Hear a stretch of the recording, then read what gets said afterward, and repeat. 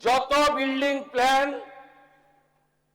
এই দুর্নীতিগ্রস্ত তৃণমূল কংগ্রেস অর্থের বিনিময়ে, কাটমানির বিনিময়ে, ব্রোকারদের দিয়ে এই কলকাতাকে মৃত্যুপুরীতে পরিণত করা তৃণমূল কংগ্রেস তার সমস্ত বিল্ডিং প্ল্যান এবং আন্ডার কনস্ট্রাকশন আমরা অডিট করাবো।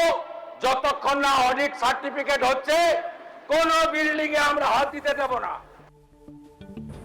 সিটি অফ জয়কে সিটি অফ ভয়, মৃত্যুপুরী বানিয়েছিল তৎকালীন তৃণমূল কংগ্রেসের সরকার। এমনকি বিধানসভায় দাঁড়িয়ে মুখ্যমন্ত্রী শুভেন্দু অধিকারী যে অভিযোগ করলেন, গতকালের তারাতলার ঘটনার পরিপ্রেক্ষিতে তারাতলার এই ডিজাইন ফল্টি ছিল তা জানা সত্ত্বেও তৎকালীন মেয়র ফিরহাদ হাকিম তিনি সই করেছিলেন। কাগজ দেখিয়ে বিস্ফোরক অভিযোগ করেছেন তিনি বলেছেন দোষীদের কাউকে রেয়াত করা হবে না, জিরো টলারেন্স। যারা সাধারণ মানুষের জীবন, সাধারণ মানুষের স্বার্থের সঙ্গে কোনো রকম অবহেলা করবেন তাদের কাউকেই রিয়াত করা হবে না। কিন্তু এর পাশাপাশি কালী নামক জনৈক ওএসডির বিরুদ্ধেও অভিযোগ জানিয়েছেন তিনি। এই কালীকে নাকি টাকা দিলেই তিনি ফল্টি ডিজাইন অ্যাপ্রুভ করতেন।